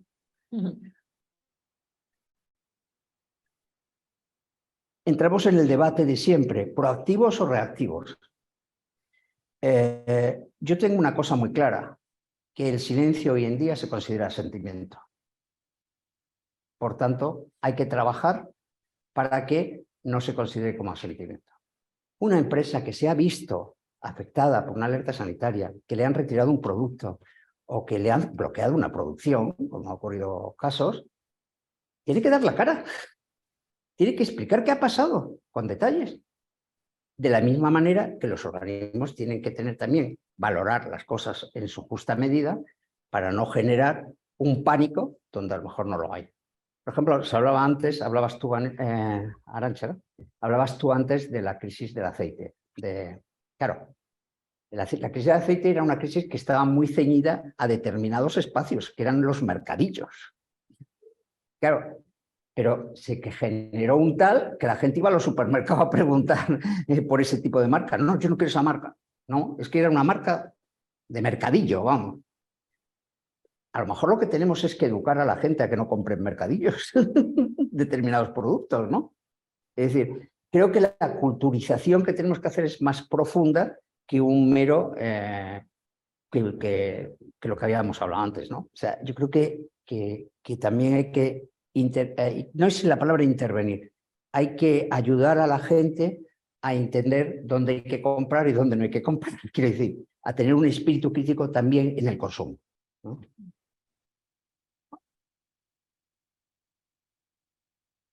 La comunicación debe estar en cualquier proceso de crisis desde que se detecta un riesgo. ¿Por qué? Pues porque la comunicación nos ayuda a los demás equipos que intervenimos en una crisis a detectar las cosas que los efectos colaterales que se pueden tener. Por ejemplo, si se está con una cuestión jurídica y el paso es ir a una demanda a la Audiencia Nacional, pues yo diría, ojo antes de ir a la Audiencia Nacional, que es un queso de Gruyère y nos podemos encontrar con un lío de reputación brutal. O sea, queso de Gruyère desde el punto de vista de comunicación, que se sabe todo. Me explico, es decir, que hay que tener muy en cuenta todas las variables, aunque por supuesto mande la estrategia legal, todo eso, pero es que hay efectos colaterales que la estrategia legal no controla o la estrategia de comunicación no controla. Me decías los medios de comunicación, y ya con eso acabo. Los medios de comunicación siguen siendo importantes. Yo no entiendo a la gente que dice, ya los periódicos, ya los digitales no cuentan nada. ¿Cómo que no? Si son los que marcan la agenda en las redes sociales. Claro, es decir, la mayoría de los impactos de las redes sociales son retweets o comentarios a noticias de prensa. Eso de momento es así. Que muchos de las fotos, imágenes han sido publicadas en la televisión, o emitidas en la televisión o publicadas en los periódicos. Que luego hay un ronroneo más grande y que se crean, por supuesto, no digo que no, pero que no podemos despreciar los medios, que son los que marcan muchas veces la agenda de las redes sociales. Pues y con eso. Luego te haré otra pregunta, creo, ya no estoy segura. No sé si os ha valido, pero... Sí, no. Vamos a continuar también en esta parte que comentabas de hablar también en positivo, ¿no? De no solo, y lo habéis comentado antes, no solo contar lo malo, sino la importancia también de contar el trabajo del día a día. Gemma, nos gustaría saber desde tu punto de vista por qué, que nos cuentes también o que nos des por qué tus razones de por qué piensas que las empresas deben comunicar también el trabajo que se hace a nivel de seguridad alimentaria. ¿Crees que lo hacen suficiente, que se puede hacer mejor? Cuéntanos. Bueno, lo primero, muchísimas gracias por dejarme escuchar todo esto, porque es interesantísimo. Ojalá pudiera estar allí, me hubiera encantado compartir conversación aquí y después. He escuchado tantas cosas interesantes, quizá me ha hecho gracia, yo también estuve hace poco en un colegio de médicos dando formación, les hice una pregunta que era ¿qué era más peligroso? Si los antibióticos de la carne, las hormonas del pollo, los fitosanitarios de la fruta o tomar leche sin lactosa.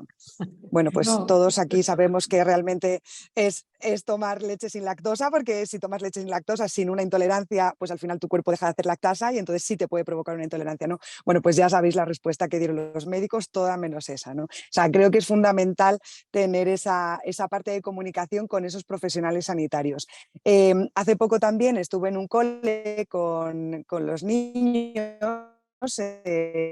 también dando alguna formación de estas, espectacular la cantidad de información que tienen, que reciben de sus casas, ¿no?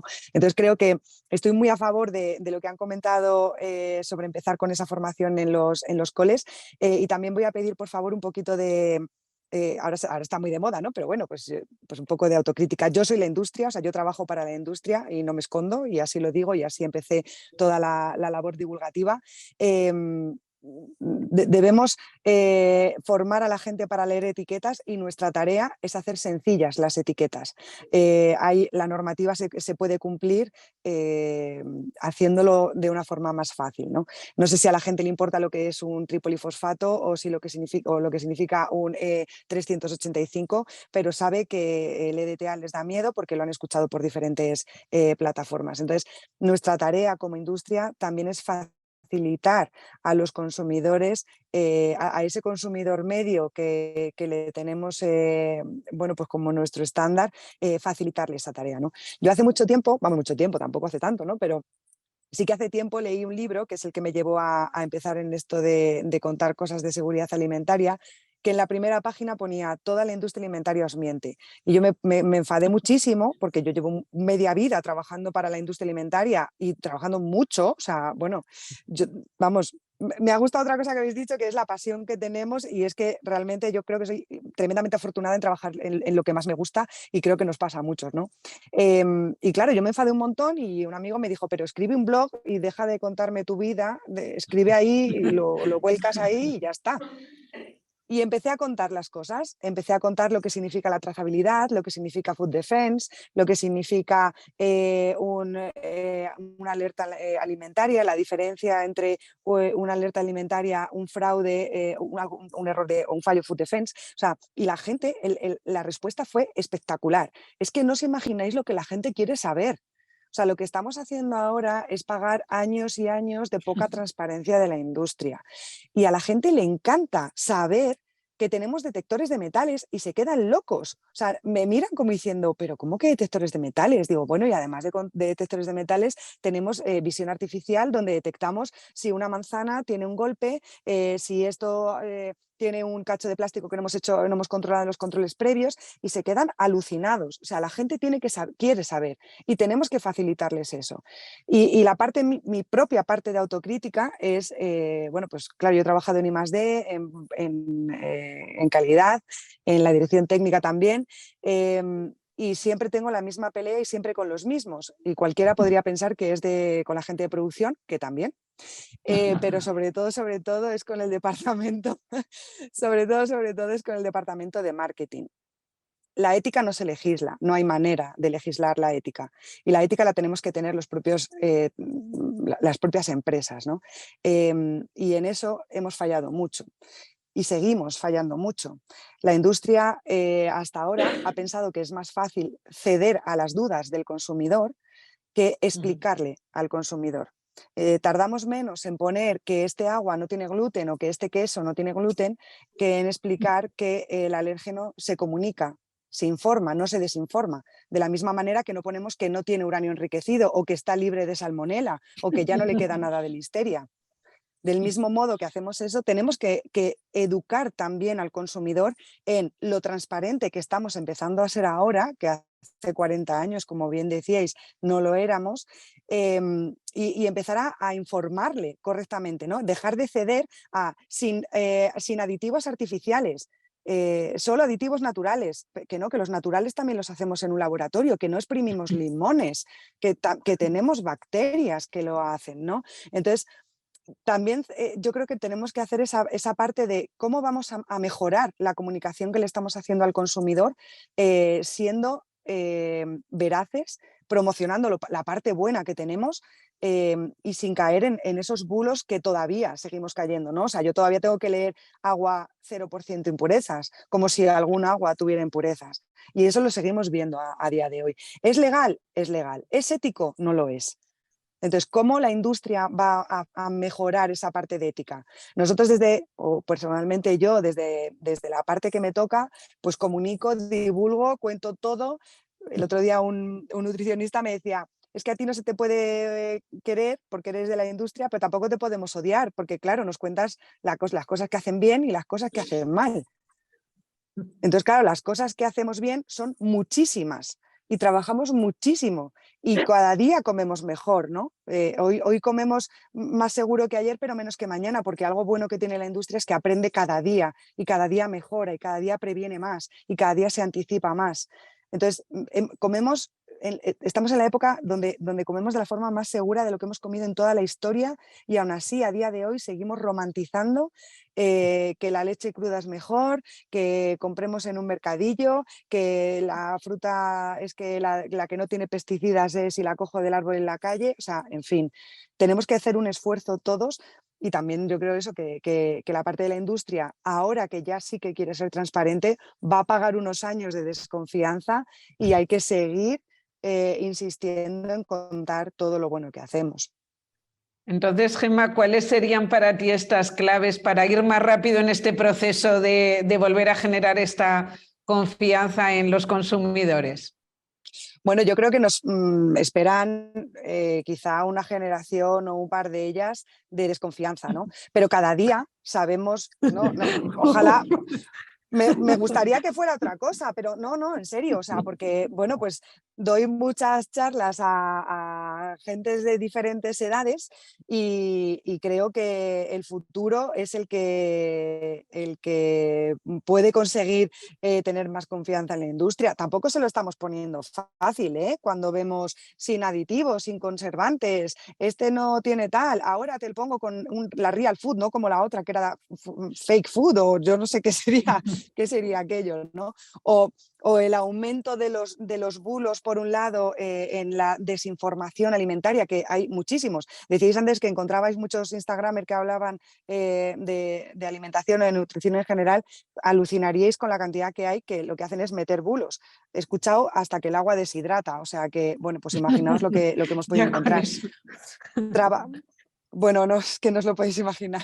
Trabajamos muchísimo con esa parte de los bulos, pero hay muchísima desinformación también. Entonces yo creo que esto va de pico pala, de comunicar, de mostrar esa transparencia, de realmente ser transparentes, no ser transparentes por un lado y colarte bueno, pues algo de desinformación o que el consumidor va a entender como desinformación. Tenemos un plan de prevención de antibióticos espectacular que está dando unos resultados impresionantes, ya lo hemos visto, ya lo hemos escuchado, y podemos encontrar pollos sin antibióticos en el supermercado. Eso es la industria la que lo está haciendo. O sea, lo primero que tenemos que hacer es ser coherentes en la transparencia que queremos transmitir al consumidor. Cuando empiece la industria, lo demás yo creo que va a ir un poco más rodado, ¿no?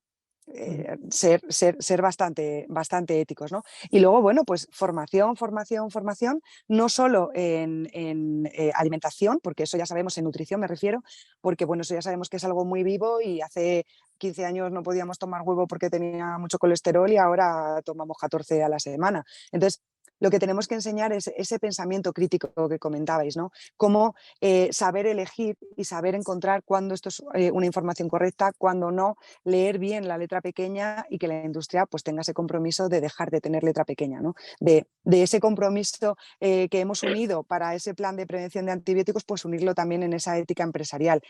Si nadie pone que este pollo está criado sin antibióticos, que todos sabemos lo que significa criado sin antibióticos, menos el consumidor que solo lee sin antibióticos, haciéndole pensar que el de al lado sí que los tiene, pues cuando aunemos esos esfuerzos podremos empezar a avanzar. Y yo creo que es algo, bueno, pues que la industria tiene que tener su propio compromiso, la formación y las administraciones tienen que tener su compromiso a la hora de restringir mucho más siempre digo claim y sé que hay los reclamos, ¿no? Esos reclamos, los reclamos en los envases, restringirlos más para que el consumidor pueda tomar una decisión libre e informada, que en eso de hay que comer de todo, pues no, hay alimentos que son superfluos, que no los necesitamos en absoluto porque no es necesario comer de todo y que ningún alimento es imprescindible, y lo que tenemos que permitir al consumidor es que pueda tomar esas decisiones libres y que estén correctamente informadas. Y ahora mismo pues es bastante complicado, necesitamos un gran compromiso. Yo seguiré haciendo lo mío, o sea, seguiré contando todo lo bueno de la industria, que es mucho, y dándole en las cosas pues que no hacemos bien, claro. que alguna hay, pocas, pero alguna hay. Gracias, Gemma. Vamos a ya casi finalizando, pero que nos contéis tanto, bueno, los tres, que empezando por ti, Andrés, ¿cuál es la clave para que las normas alimentarias lleguen bien a las empresas y también lleguen bien a la población? ¿Cuál es para ti la clave de esta comunicación, tanto para la prevención como para contar luego todo lo bien que se hace, que también comentaba Gemma? Yo la clave, y lo he hecho una pregunta, es la comunicación, ¿no? Es decir, la clave y en lo que estamos fallando es la comunicación. Es decir, estamos en una época donde los alimentos son más seguros que nunca y tenemos más información que nunca, pero estoy seguro que no hacemos uso de ella. Y según vamos bajando, menos. A nivel de profesionales, la cantidad de información que no llega a los profesionales. Y cada vez hay más. Y ahora con la inteligencia artificial, que Gemma, yo te digo que a ver si nos ayuda, vamos más rápido con la inteligencia artificial es mejorar, ¿no? Entonces, aquí yo veo que tenemos un exceso científica, por ejemplo, donde los consumidores confían mucho en los científicos. Pero si los científicos no saben comunicar o no llegan a comunicar esa información científica y no hay canales, más que a lo mejor pues la labor que hace Gemma, la labor que hacen los 4 o 5 divulgadores o menos, es decir, en seguridad alimentaria, ¿cómo llegamos a los profesionales? ¿Cómo llegamos a los consumidores? Entonces ahí tenemos, yo creo que tenemos una gran labor de comunicar todos. Porque, por ejemplo, los periodistas están menos valorados en ese Eurobarómetro en temas de seguridad alimentaria. Tenemos que mejorar, porque esa desconfianza, cuando cada vez están las cosas mejor en la comunicación, ¿no? Es decir, algo estamos fallando. Y también para tirar de orejas a los consumidores, ¿por qué exigimos tanto a las empresas y luego bajamos la guardia cuando vemos programas de televisión? O vamos a comprar al mercadillo, ¿vale? Pero es que a mí me hace mucha gracia cuando vemos programas de televisión y esa cultura que tenemos que tener, pues vale todo, vale pendientes, vale no tener gorro, y decís la clave vosotros, que es, tenemos que acercar más las empresas. Y cuando un niño vea que en una empresa lleva un gorro, lleva unas protecciones y ve en la televisión que no lo están haciendo bien, saltarán. Pero sí se siguen haciendo visitas de los coles a la industria. Yo creo, no todas, pero yo creo que sí, y desde luego es súper interesante porque es verdad que ven, sí, acerca a la realidad, ¿no? Sí, por lo menos aprenden que la leche viene de una vaca y Por ejemplo. de Tetrabric. Y la estructura que hay detrás y los controles que hay detrás, lo que supone de trabajo, de controles de todos, administraciones, conocimiento científico, profesionales, operarios, todo el trabajo que hay detrás para que no haya antibióticos, no haya fitosanitarios, no haya, en todas las empresas. Que cuando salta una, pues es una de cientos de miles y de cientos de miles, que tenemos la suerte de vivir en un entorno europeo como vivimos. Ya, pero aquí hay una paradoja, ¿no? Por un lado está que nos falta comunicar mejor y por otro lado hay un exceso de información. Se trata de hacer un equilibrio, ¿no? En mi opinión, ¿no? Se trata de hacer un equilibrio. Y la realidad es que, desgraciadamente, sigue siendo hoy, como hace 40 años, que lo que leemos es lo escandaloso, lo negativo, etcétera, etcétera. Es decir, por ejemplo, los estarperos, ¿no? No los valoramos porque han generado no sé cuántos empleos.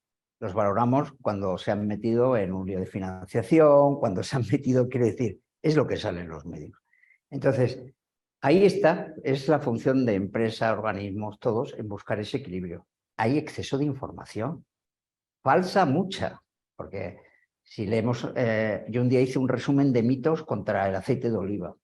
Es que me faltaba papel, ¿no? ¿Y eso que era el aceite de oliva aquí? Bueno, ¿y sobre la leche? Entonces...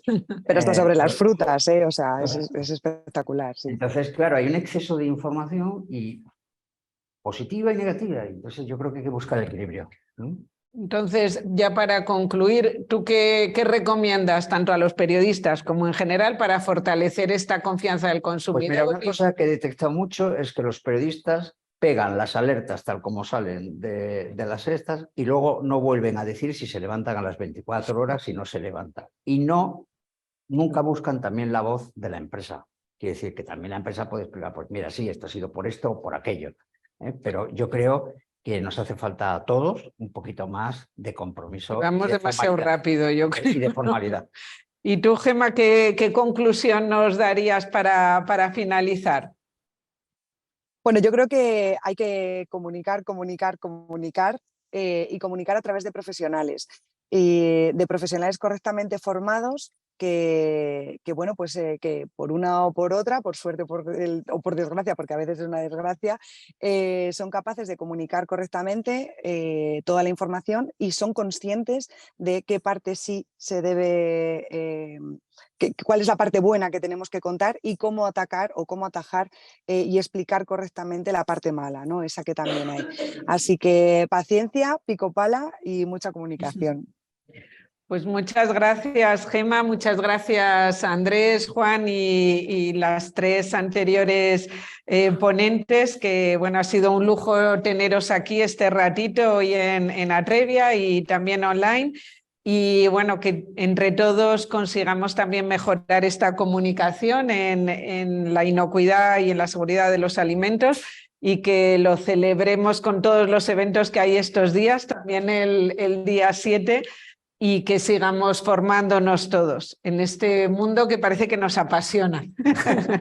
Gracias. Gracias. Que va a proceder a la clausura de la sesión, de este, como decía Diego al principio, este seminario. Margarita Corrales es graduada en Tecnología de los Alimentos por la Universidad Autónoma de Madrid y es doctora en Química y Toxicología de los Alimentos por el Instituto Tecnológico de Karlsruhe, Alemania. No sé si dice así, Margarita, pero bueno. Con más de 20 años de experiencia trabajando en el área de inocuidad de alimentos, trabaja actualmente como coordinadora del área de inocuidad de alimentos y punto focal de RAM del Centro Panamericano de Fiebre Aftosa y Salud Pública Veterinaria, Panaftosa, de la Organización Panamericana de la Salud, en la que lidera el desarrollo e implementación de iniciativas para la mejora de los sistemas de control de alimentos y programas de códex en los países de la región. Y anteriormente trabajó en la FAO, en Asia del Sur, en evaluación de riesgos y haciendo frente a varias crisis alimentarias. También ha trabajado para la Unión Europea, desarrollando metodologías de referencia para el control de inocuidad de alimentos para respaldar la legislación europea. Es autora de un gran número de publicaciones científicas y guías regionales para promover las buenas prácticas en la inocuidad de los alimentos. Muchas gracias, Margarita, por haberte prestado. Sé que tienes una agenda bastante complicada hoy, que vienes de un evento, así que muchas gracias por participar, ¿no?, en este evento que hemos preparado. Bueno, muchas gracias a ustedes por la invitación y bueno, agradecerte a ti, Andrés, de Veraliment, ¿no?, y a Sonia Lázaro de Atrevia por promocionar la inocuidad de los alimentos y celebrar este Día Mundial de la Inocuidad de los Alimentos y sobre todo hablar sobre el lema, ¿no?, el de las normas alimentarias salvan vidas. La verdad es que he seguido con detenimiento el panel de discusión y ha habido temas. Se han tocado todos los temas muy relevantes realmente y en los que también trabajamos desde aquí, desde Latinoamérica y el Caribe, ¿no? O sea, por ejemplo, me gustó el tema que se ha abarcado mucho sobre el trabajo multisectorial y de una salud. Y de hecho, la Organización Panamericana de la Salud lanzamos una política regional que fue aprobada por todos los países de Latinoamérica, Estados Unidos y Canadá también. Y bueno, es para eso, para unir esfuerzos entre los distintos sectores, el de salud, animal y ambiental, para afrontar y poder prevenir riesgos, ¿no? Yo creo que es una de las lecciones aprendidas desde la COVID.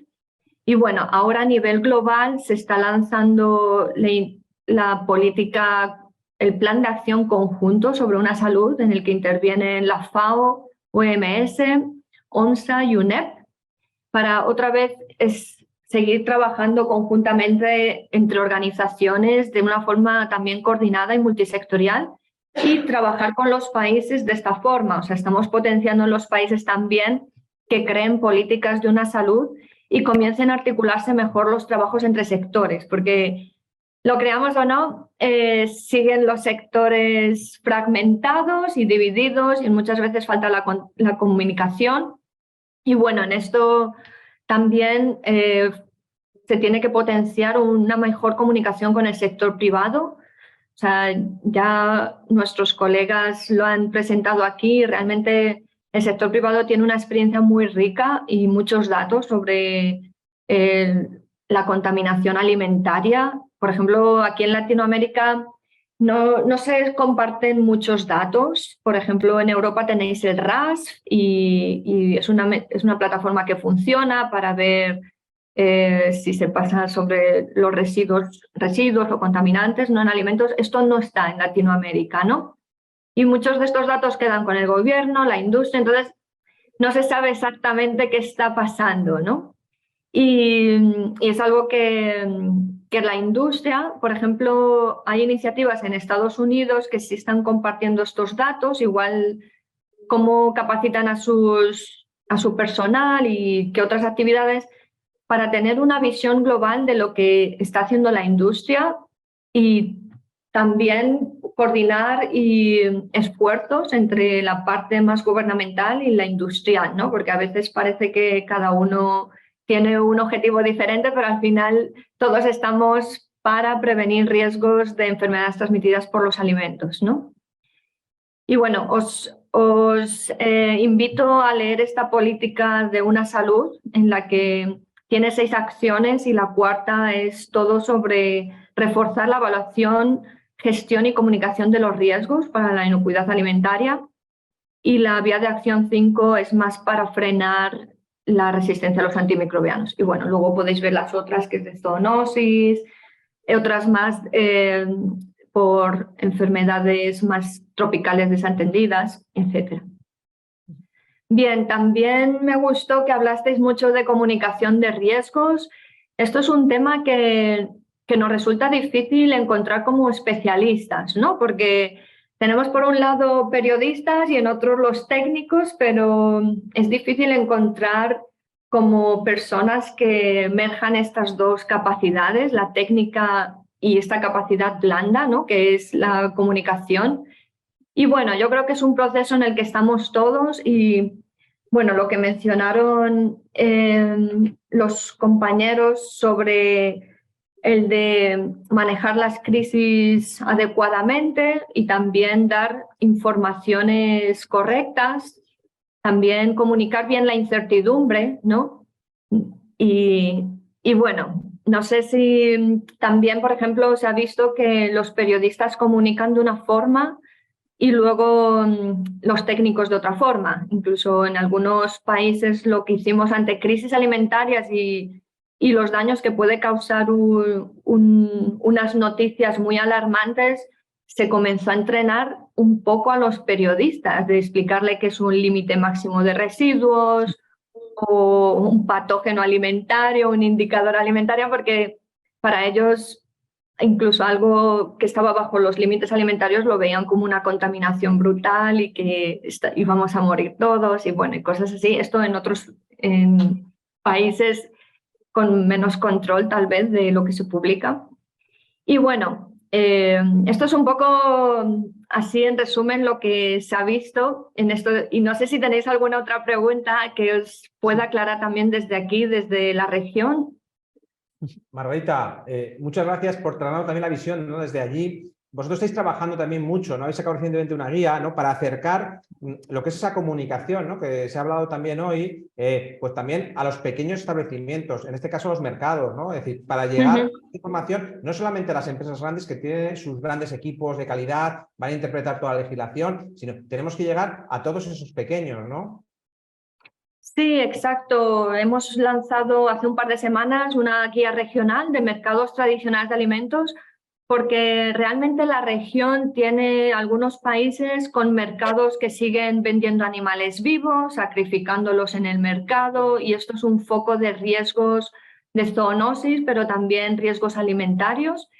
Y la verdad que ahí, dentro de esta guía, se dan las pautas de una estrategia de comunicación y para concientizar a los distintos actores que trabajan dentro del mercado, ¿no? Un poco las buenas prácticas de higiene, también se habla sobre la infraestructura ideal de un mercado, las medidas higiénicas sanitarias, incluso tiene una herramienta para evaluar los riesgos que se pueden identificar en un mercado, de manera que los gobiernos también pueden ver una evolución, ¿no? A medida que identifican algunos riesgos, van mejorando y también ven cómo el mercado va mejorando. Igualmente, la normativa de estos mercados muchas veces no funcionan porque se pierde, como intervienen distintos sectores, pues no se llega, dicen, no, es que la parte de control de plagas la lleva este ministerio, la parte de los alimentos este otro, esto lo lleva la municipalía. Entonces queda al final las normativas fragmentadas y no se puede llegar a mejorar su capacidad. Y esto también se abarca en la guía, lo que debería tener una normativa a nivel nacional para prevenir riesgos, prevenir peligros y riesgos, ¿no?, de estos mercados tradicionales. Y bueno, os invito también a leerla, os puedo pasar el link y la verdad es que es una iniciativa global, la de los mercados tradicionales de alimentos, que sale de la OMS y nosotros como región pues la estamos aplicando ya, pero pueden ver también la guía que se publicó en Europa, que se publicó el año pasado, pero creo que en Europa está más controlados, aunque sí lo indicó nuestro colega anterior, Juan Delgado, que indicó que aún se venden en algunos recintos, algunos productos que no están del todo bien, pero creo que Europa tiene más controles a nivel de comercios tradicionales, ¿no? Bueno, Margarita, ha sido un placer escucharte, tenerte aquí, ¿no?, en esta clausura de esta sesión y esperamos verte pronto, seguirte, ¿no?, ahí en esa labor que hacéis ahí en Latinoamérica, ¿no? Estás en Brasil. Sí, estamos ubicados dentro de un centro de salud pública veterinaria, pero somos la Organización Panamericana de Salud, que llevamos el sombrero de Organización Panamericana de Salud y Organización Mundial de la Salud de las Américas. Pues muchas gracias, Margarita, y nos veremos pronto, seguro. Seguro. Bueno, muchísimas gracias a ustedes y muchas gracias por fomentar la inocuidad de los alimentos, seguridad de los alimentos en España. Aquí siempre decimos inocuidad. Y bueno, ahí estamos todos aportando nuestro granito de arena. Gracias. Bueno, vamos a llegar ya al final de esta jornada. Muchas gracias a todas, a Vanessa, Arantxa, Cristina, Juan, Sonia, por haber participado, ¿no? Nos hemos unido, hemos cooperado en este Día Mundial de la Inocuidad. No hemos sentado a 10 ministerios, como ha hecho Cristina, que yo creo que nos tiene que ayudar mucho para sentar a ministerios, a países, tal, para conseguir esa cooperación. Y os voy a poner tareas un poco para todos, ¿vale? Con lo que habéis dicho vosotros. Tenemos que acercar a las empresas. Vamos a aprovechar la guía de la cultura que ha lanzado Vanessa para acercar a las empresas aún más, ¿no? Tenemos que cooperar, ¿no? A lo mejor nos tiene que dar clases Cristina para que cooperemos más, ¿no? Tenemos que llegar a los colegios. Yo como padre me voy a comprometer más todavía, pero tenemos que llegar más. Y las administraciones, os lanzo, si hay alguna más escuchando, tenemos que llegar. Tenemos que hacer entendible la legislación. Periodistas, responsables de calidad, administraciones, llegar con esa legislación hasta lo que necesiten los consumidores, ¿no? Y hacer conscientes, lo decías también tú, Cristina, hacer conscientes a la gente de las consecuencias, ¿no?, de no cumplir la legislación o de cumplir las normas que hay en la empresa, ¿no? Que una equivocación puede producir una muerte, ¿no? Y tenemos que llegar, ¿no?, con esa consciencia. Y la ética, ¿no? Lo decíamos, la ética, tenemos que mantener esa integridad como profesionales. Y, como decía también, como empezó un poco, la comunicación es educar, ¿no? Debemos también coger esa labor de educar al consumidor, ¿no? Así que, sin más, con esa clave de la comunicación el día de hoy, ha sido un verdadero placer colaborar con Atrevia desde Veraliment y haber hecho este ratito, ¿no?, tan agradable en el día de hoy. Y gracias a todos vosotros que habéis estado ahí en el otro lado, compañeros de Latinoamérica, de España, los que nos oís en directo y a sacar esta hora y media, 2 horas que habéis estado, y los que nos vais a ir en diferido, que estoy seguro que vais a ser muchos. Gracias a todos. Gracias.